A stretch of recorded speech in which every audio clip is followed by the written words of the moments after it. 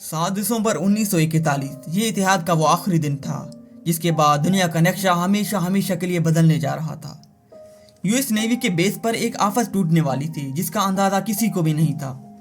Battle ship में मौजूद एक अफ्रीकन अमेरिकन बावर्ची डोर्स मिलर सूरज निकलते ही नेवी अफसर को नाश्ता सर्व करता है और उसके बाद उनकी लॉन्ड्री कलेक्शन पे काम लग जाती है।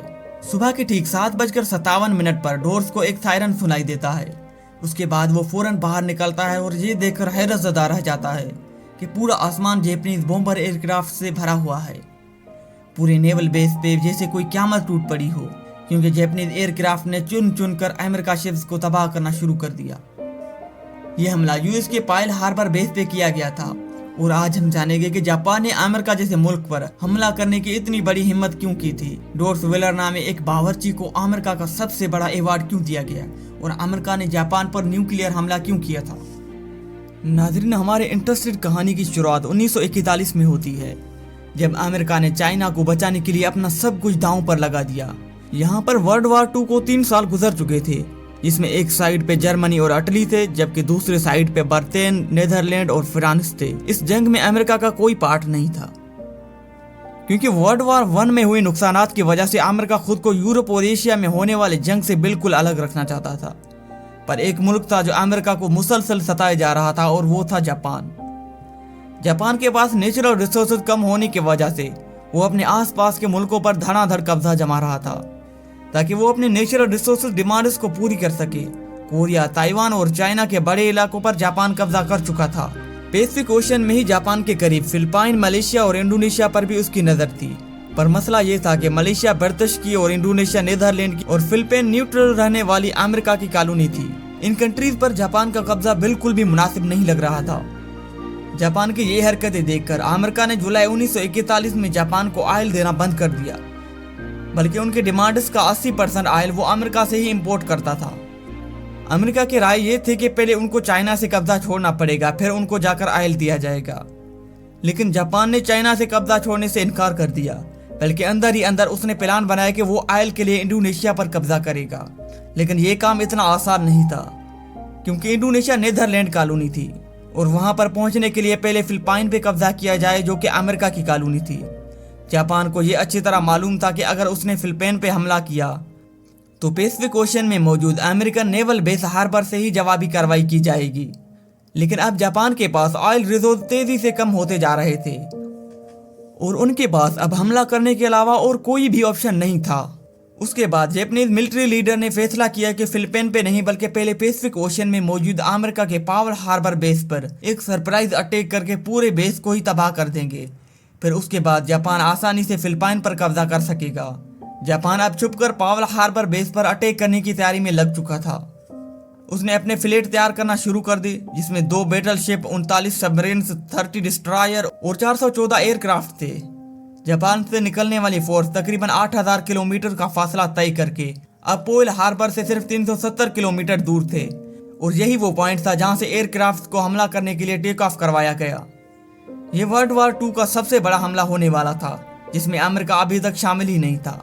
7 दिसंबर सुबह को 7:57 पर 350 जापानीज एयरक्राफ्ट ने पावर हार्बर पर 2 अलग अलग ग्रुप्स ने धावा बोल दिया। अमेरिकन जिनको इस हमले से बिल्कुल भी इल्म नहीं था उन पर तो जैसे कोई क़यामत टूट पड़ी थी। जापानीज एयरक्राफ्ट के पहले ग्रुप ने गोलों की बारिश कर दी। तकरीबन 45 मिनटों पर ये पावर हार्बर पर हमला करते रहे और फिर वापस चले गए। पहले तो यूं लगा कि शायद अब हमला खत्म हो चुका है, लेकिन 10 मिनटों के बाद बम्बर एयरक्राफ्ट का दूसरा ग्रुप आया और बची कुछ नेवल बेस को भी गोले बरसा बरसा कर तबाह कर दिया। पूरे 1 घंटे और 15 मिनट तक ये हमला चलता रहा और 300 से भी ज्यादा प्लेन्स को खड़े खड़े तबाह कर दिया गया था। जमीन को आग और आसमान को काली धुएं ने छुपा लिया। इसी दौरान अमेरिका के एक बैटल शिप में अफ्रीकन अमेरिकन बावर्ची डोर्स मिलर भी था जिसका जिक्र हमने वीडियो की स्टार्टिंग में किया था। लॉन्ड्री कलेक्शन के दौरान डोर्स को एक सायरन सुनाई दिया। ये खौफनाक सायरन सुनकर उनके बाहर आने से भी पहले एक जापानीज मिसाइल शिप पर आ लगा जिसमें शिप कैप्टन समेत बहुत ऑफिसर जख्मी हो गए। डोर्स ने अकेले जख्मियों को सेफ जगह पर शिफ्ट किया और फिर एंटी एयरक्राफ्ट मशीन गन पे जाकर खुद जापानीज एयरक्राफ्ट पर पलट कर वार किया। इसने बगैर ट्रेनिंग के टोटल 6 जापानीज तैयारे मार गिराए थे, जबकि इस हमले में जापान ने टोटल 29 एयरक्राफ्ट खोए थे। डोर्स वेलर पहला अफ्रीकन अमेरिकन था जिसको बाद में नेवी क्रॉस दिया गया था, जबकि यूनाइटेड स्टेट्स में मेडल ऑफ ऑनर के बाद दूसरा बड़ा अवार्ड है। 1 घंटे 15 मिनट हमला आवर होने के बाद जापानीज एयरक्राफ्ट तो वापस चले गए, लेकिन अब वो अमेरिका को भी वर्ल्ड वार 2 में धकेल चुके थे। वही अमेरिका जो इस हमले से पहले वर्ल्ड वार 2 में शामिल ही नहीं था। अमेरिका ने पर्ल हार्बर पर हमले के अगले ही दिन जापान को सबक सिखाने का फैसला कर दिया और उनके खिलाफ खुले जंग का ऐलान भी कर दिया। अगले 3 महीनों तक अमेरिका ने अपने नेवल बेस को वापस रिस्टोर करने में लगा रहा। खुशकिस्मती से कई शिप्स शेलो वाटर में डूबे थे जो रिपेयर के काबिल भी थे। 4 महीनों के बाद अमेरिका ने जापान पर वैसे ही हमला किया जैसे उन्होंने पर्ल हार्बर पे किया था। जी हाँ, अप्रैल 1942 में अमेरिका ने जापान की कैपिटल टोक्यो पर बमों की बरसात कर दी। यह अमेरिका का वर्ल्ड वार 2 में किया जाने वाला पहला हमला तो था, लेकिन उसके बाद अमेरिका ने बस ही नहीं की। अगले 4 सालों तक जापान और अमेरिका का शदीद लड़ाई चलती रही। जापान इस जंग में बहुत कमजोर हो चुका था, लेकिन वो किसी भी सूरत हार नहीं मान रहा था। अमेरिकन के सामने सरेंडर नहीं कर रहा था।